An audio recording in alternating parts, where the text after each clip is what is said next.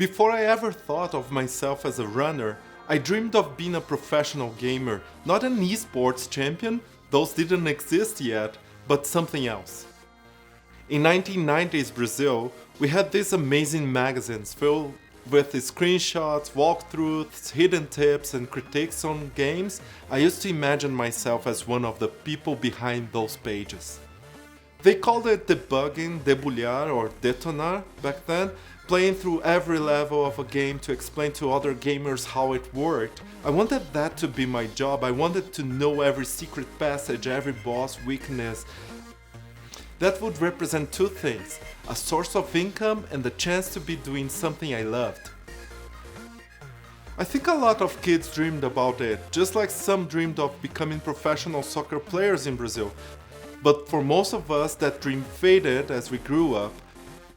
For some, that dream never faded. It evolved.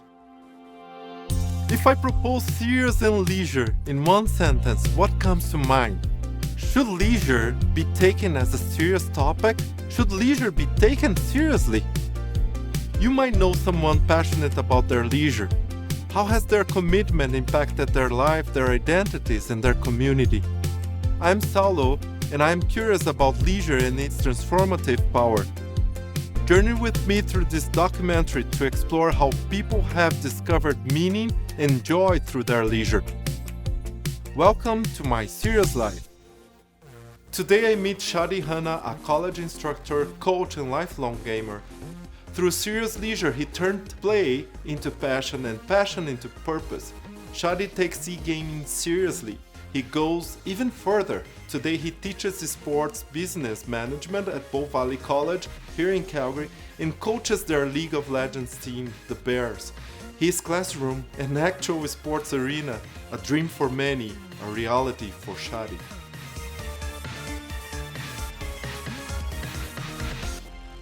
My story in gaming started pretty young.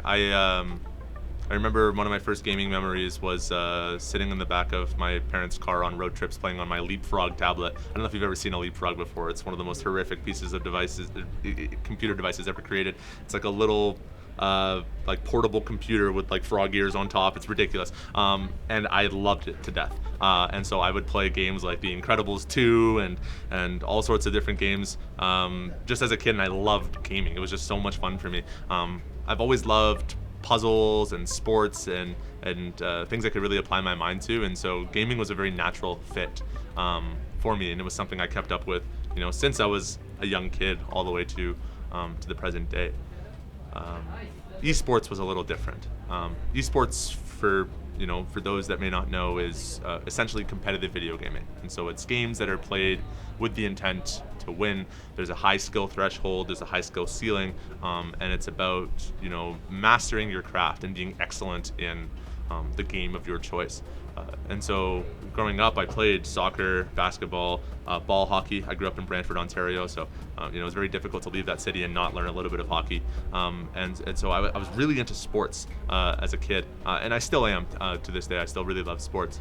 But what attracted me about this idea of esports was the ability to combine my love for video games and strategy with that competition and team play that I just absolutely loved from traditional sports.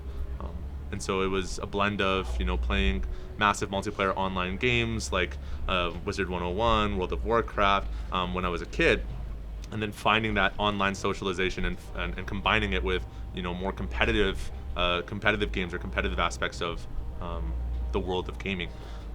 Things like, raiding dungeons with friends in a game like World of Warcraft and, getting together and strategizing. And it reminded me a lot of, my time in basketball and setting up a zone and learning strats and plays. And so it was a way that I could engage with the things I liked about sport, maybe in a way that wasn't, we'll say, as vulnerable as sport was. One of the things that I really struggled with as a kid was ADHD and facial tics, and I found that when I was in school, I'd had difficult times making friends and connecting with people, and so my love for sports still remained, but my ability to keep competing in sports and sports settings and environments, I'd get picked on and teased and whatnot, and it became less safe for me or less comfortable for me to keep playing sports, and so I started gravitating a lot more towards these online games and sports, or esports I should say. I like to think to myself that it wasn't like I gave up on sports and moved to gaming. It is more I found a way to continue my love of sports in an environment or a capacity that was more encouraging and more comfortable for me.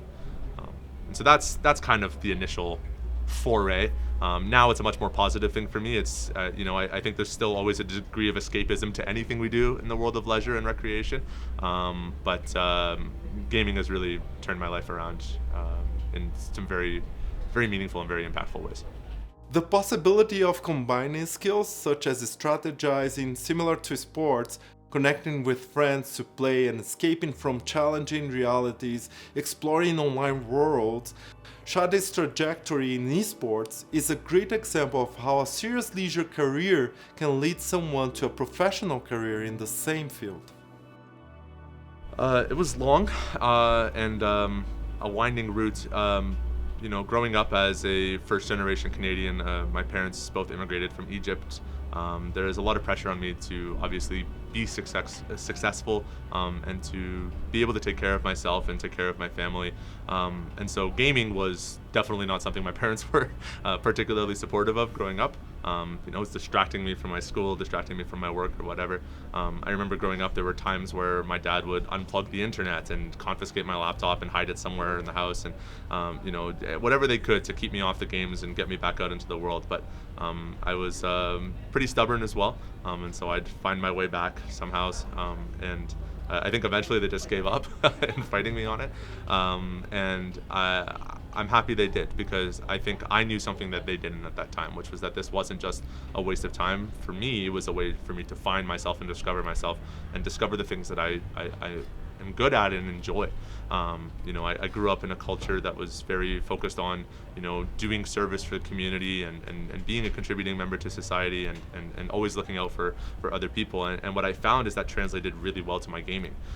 As I shifted from games like World of Warcraft and Wizard 101 to more traditional, kind of funny to say that, but traditional esports titles, as it were, things like Dota 2, Hearthstone, Overwatch, and eventually League of Legends, which is now my title of choice. I found that one of the things that I gravitated to in these games was the ability to get better and to teach other people how to play these games and to build teams and host tournaments and build communities. One of my core memories in gaming was when Valve released the Battle Cup system for Dota 2, which was essentially a weekend tournament circuit system where you would build a team online and compete against other online teams in a weekend style elimination bracket. I was all over that. I would gather my friends together and I would set up practice times, and I designed like custom team logos. I'm not an artist. They were some of the most awful logos you'll ever see. But just getting people together and just being really excited about, wearing the same banner, as it were, and competing in these online events, and of course trying to set up strategies and do research into what the best compositions or characters were at the time so that we could be successful, and that educational coaching component kind of stayed with me, and so that carried on right through high school, and when I got to university, I found myself running the esports club at Wilfrid Laurier University, where I did my undergrad. That was probably the defining moment for me in my career, was taking all of the stuff that I'd done on my own for entertainment, for escapism, for whatever you want to call it, but starting to think about it more now as an opportunity for career development.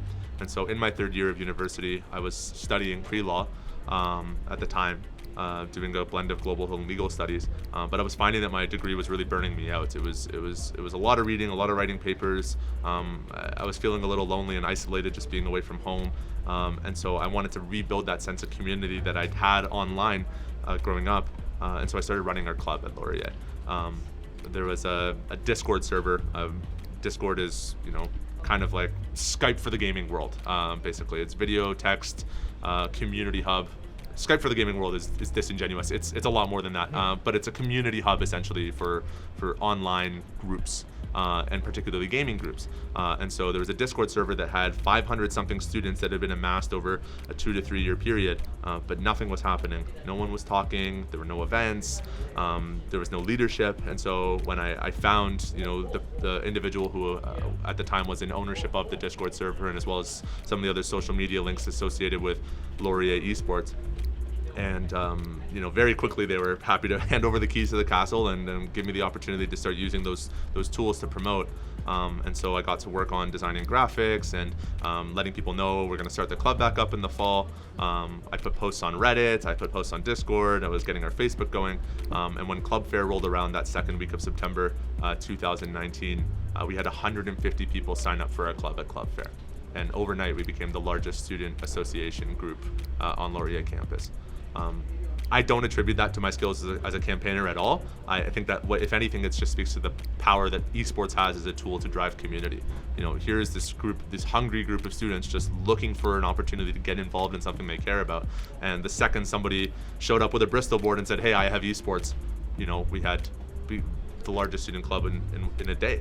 And so that attracted the attention of the athletics department at Laurier. I was now all of a sudden, I'd been working with 1 or 2 League of Legends teams, and now here I am responsible for 8 different rosters across 8 different titles, running events, competing in online leagues in the Collegiate Star League at the time. All of these different kind of managerial things that I never really considered myself as a manager or a community builder or anything of that nature. And esports allowed me to do that and to discover that. And so of course, fall 2019, I'm working on the club. And as we approach 2020, COVID-19 hit. One of the more interesting industry trivia facts that I've learned now as an instructor and talk through with my students quite regularly is that during COVID, the esports industry grew about 300%. Because you have to imagine during COVID, there's 2 things you're doing at home. You're watching Netflix or you're playing video games. And so esports as an entertainment property really succeeded and thrived when you couldn't play traditional sports and when the NBA and the NHL were on hiatus or modified schedules. You can't go outside, you can't go to concerts, you can't do this and that or the other. You're playing video games. And so it was actually a very unique opportunity. COVID is not a good thing by any means. It was a very difficult time for me and my family and all of my friends and the people around me. But one of the silver lining to COVID was that it allowed me to consider esports as a viable career opportunity. And it showed that in times where you can't connect face to face with others, you can still build something, build community, build a group of friends, build an industry. And so I decided, rather than finishing my 4-year degree, to explore what a career in esports could look like. And so at that moment I decided to enroll, and at the time what was one of the first esports business administration diplomas in the country at St. Clair College. And so I registered as a student for fall of 2020. That year they were offering their course online, obviously, due to the pandemic. And so I started studying esports in college after finishing my 3-year university degree. And that was kind of, I suppose, the start to developing a career. Shadi uses the esports arena as more than a stage. It's a lab for collaboration, branding, and strategy. Students learn business through e-gaming, and in doing so, they reinforce their passion. For me, gaming and esports is about finding something you love and becoming excellent at it.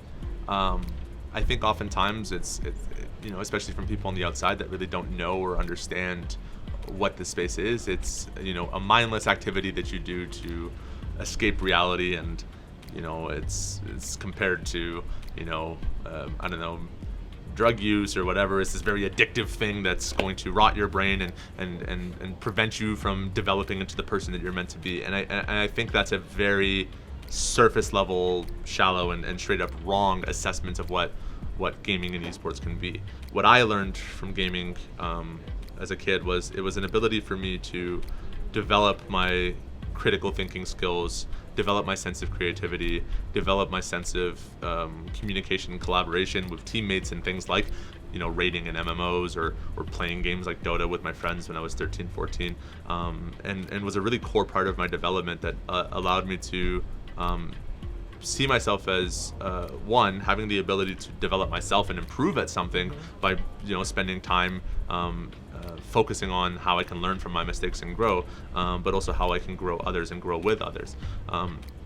And I think it's quite interesting that, over time we've been able to justify all of this for sport, and sports are a great thing and everyone should play sports, and gaming is bad and we shouldn't game. And so I guess what I advocate for is for people to have an open mind and to see that, the benefits that kids gain from participating in traditional athletics, they gain from being in bands, they gain from being in drama club or chess club or photography, and being able to find something where they can discover themselves through something creative and something unique and entertaining and engaging, that esports and gaming can actually do the same.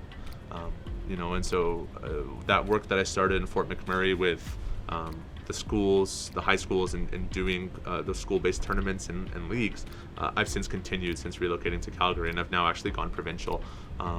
In January of this year, I founded the Alberta School Esports Association, and we've been running online leagues for kids all across the province, competing in games, computer games, as well as traveling to nearby cities for Super Smash Brothers tournaments. And some of the stories we're hearing from these schools of kids saying, this is the first time they've ever been able to wear their school's jersey and be a part of something bigger than themselves. Kids who weren't showing up to class, 25-30% attendance right now, they're leading in their class, and they're raising their hand to answer questions, and it's been like complete transformations. A complete transformation that their teachers are recognizing and they're seeing because of their participation in esports programming. And so I think sometimes games get demonized because they're a sedentary activity, and I certainly don't promote to our students that they should be sitting at their computer for 8 hours a day like I did when I was a kid and battling my depression and anxiety. That's not what I'm here to do, but rather to show people that in moderation, just like anything else in life, gaming can be an incredibly valuable tool to a child's development, and potentially, like me, could even become the source of their career, and the ability for them to provide for themselves and their family in their adult life. It's something that's very personal to me. Gaming. It's not just a hobby, right? It's a core and integral part of my life. Well, hobbies can be very important too. If you go back to Tando's interview, the sneakerhead, you would agree. I came to talk with Shadi because I wanted to hear from amateurs about their experiences in their serious leisure. Here at the Bow Valley College, Shadi is a professional instructor and esports coach, but he keeps esports as his pursuit. In the serious leisure perspective, SLP, amateurs are found in art, science, sport, and entertainment, where they are inevitably linked one way or another with professional counterparts who coalesce along with the public whom the two groups share into a three-way system of relations and relationships. The SLP helps us understand why amateurs gamers go beyond casual play. It's not just about fun, it's about a trajectory of accomplishment and fulfillment, developing skills, knowledge, and acquiring experiences, building identity, reaping emotional and social benefits, and joining a community with its own norms, roles, and language. Today, Shadi is a crucial builder of the e-gaming world in Alberta. In addition to my work, some of the other opportunities that were presented to me, I had the ability to get connected with the Alberta Esports Association, which is a provincial nonprofit group that supports esport communities across the province. And so they have a variety of networks or communities within their network for Super Smash Brothers, for Splatoon, for Tekken and Street Fighter, for some PC-based games as well, and trying to connect and coordinate events. And so I got to work with the Alberta Esports Association in developing the collegiate and scholastic scene here in Alberta, and so that took me to running intercollegiate tournaments for post-secondary institutions across the province. that led me to attending roundtables with teachers and educators from across the province that were starting to think about how they could build esports into their schools and help their kids get access to some of the scholarships that I was offering at Keano, for example, and how we could start building this talent development pipeline in the province to prepare kids for these future opportunities in esports, should they have the talent and the desire and the willpower to do so. And so that was a lot of fun. And what I found in my career is, I'm just thinking about it now, is I've always gotten a job and then started doing something on the side, and then liked the thing I was doing on the side way better than the job I was doing. And so that's kind of what happened at Keano too, is I loved working with varsity teams, but I realized that there's so much more potential in the scholastic development space, that one of the initiatives I started before I left, before I ended up leaving Keano in December of 2023, was getting all of the high schools together to run a scholastic league in Fort McMurray. My Serious Life's producer, Will, once dreamed of being a gamer, a gaming YouTuber. For both of us, gaming could be more than a pastime. Different generations, different consoles, but similar passion. Will is way younger than me, but for different reasons, the gaming world was sometimes the world we want to live in. The notable industry jargon here is solo queue. This is how most people interact with gaming. Is you log onto your computer, you log onto your device, and you play by yourself and get match made against random players in the world. Think about it like street ball, but every time you show up to the court, somebody's there to play, right? That's probably the biggest difference between esports and sports, is that you don't have to coordinate an event to get into a match. The game service provider will set you up that way. And so the majority of the way that people interact with gaming and esports alone at home is through this solo queue mechanism. You queue up either all by yourself or with a couple of friends, and you get matched up against other players of a relative skill with you. And so the professional scene right now, the significant majority of players that are getting recruited into amateur spaces or professional scenes are players that have progressed in solo queue through their ranked matchmaking modes. They've hit the top of the leaderboard. They're players that have some significance associated with their name from their performance as individuals, and they're playing professional esports. To use the street ball analogy again, that would be like the best kid at your local basketball court is getting picked up to play for the Raptors. It's a very unique approach to talent recruitment and talent scouting. On the one hand, you have the benefit of you don't have to be there physically with your camera, and collecting footage and whatnot. It's all stored in the game servers. You can find their replays, you can find their stats, their history very easily, and it simplifies a lot of that process. But one of the challenges is that you don't really know the person behind that account. And so you might have players that are incredibly talented and incredibly skilled and incredibly knowledgeable about the games they play, but might not necessarily be the strongest asset to your roster or to your team, whether they lack the social skills, the collaboration, or the emotional regulation and ability to compete in a team environment.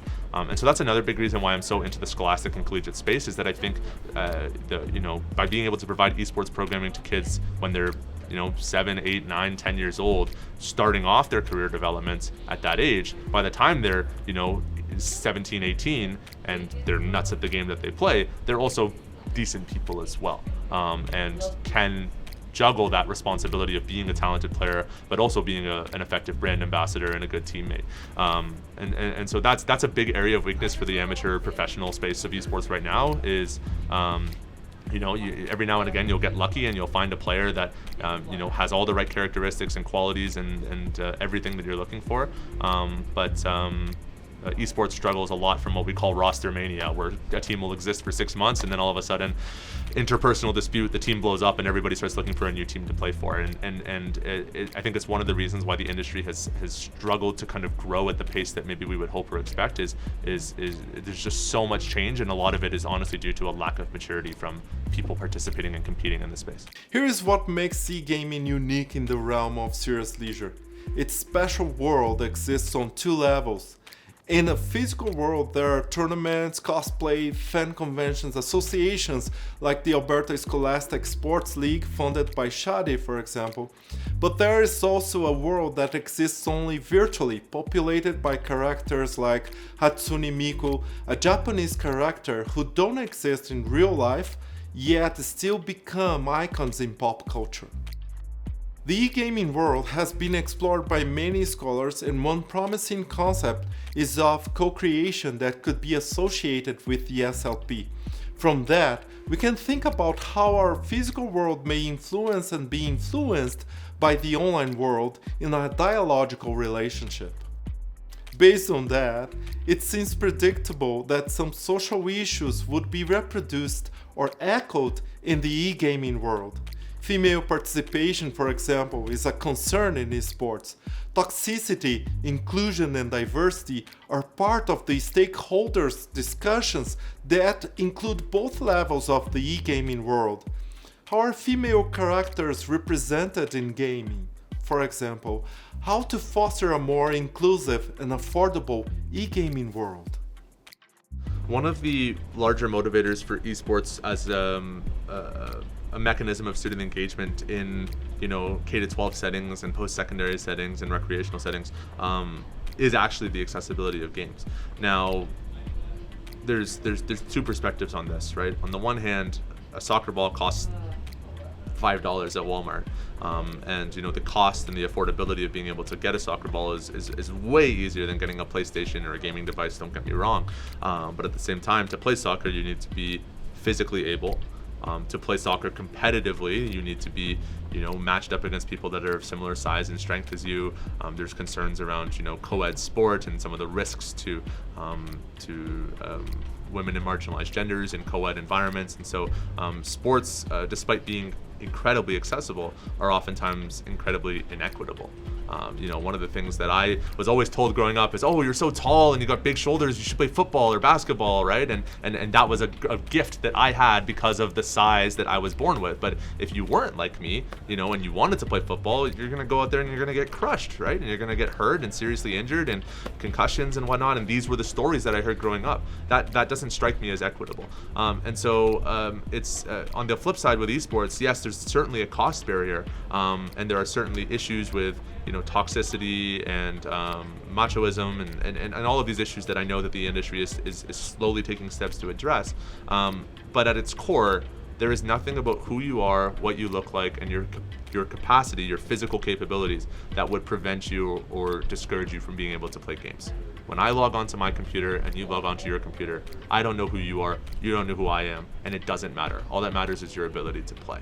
And that is a beautiful thing, is to have a sport or a competitive venture in which you are not prohibited by your shape, size, color, or gender. That is a really fantastic thing.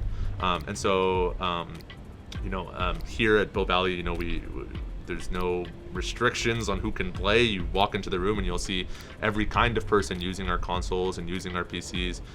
2 out of our 3 varsity teams at the college here are co-ed. We have girls and people who identify as female or non-binary competing in our teams alongside boys, and that's fantastic. It was something that you don't really see a lot of in traditional sports growing up for a variety of reasons, many of which I do think are legitimate, but ultimately there are barriers for participation, biological barriers for participation in sport that you just don't have in esports. So I think where the industry struggles currently right now is in regulating some of the risks online with people playing online games and the lack of repercussions potentially for saying things or creating unsafe or hostile environments. Those are real problems. I'm not going to pretend that they don't exist. But I think at its core, there is nothing about gaming as an activity that prevents anyone from playing, no matter who they are or what they look like. Whether in pixels or person, the world of e-gaming offers community, identity, and purpose. In a world shared by amateurs and professionals, not to mention hobbyists, the possibility of transitioning from a leisure career to a professional career may sound appealing to younger generations. The idea of becoming a digital influencer, such as a gaming YouTuber, may be an alternative pathway. Exploring Shadi's experiences opens up new possibilities for expanding the serious leisure concept, particularly from the various dimensions and levels a serious leisure world can involve. The intricate social dynamics within this leisure invite us to explore even deeper. As we journey forward, I'm filled with anticipation for what lies ahead, knowing that each moment holds the potential for growth and discovery. Could we find more people in activities that would blur the limits between leisure and work? Let us embrace this adventure together, uncovering the richness of the activities, connections, and experiences that inspire us.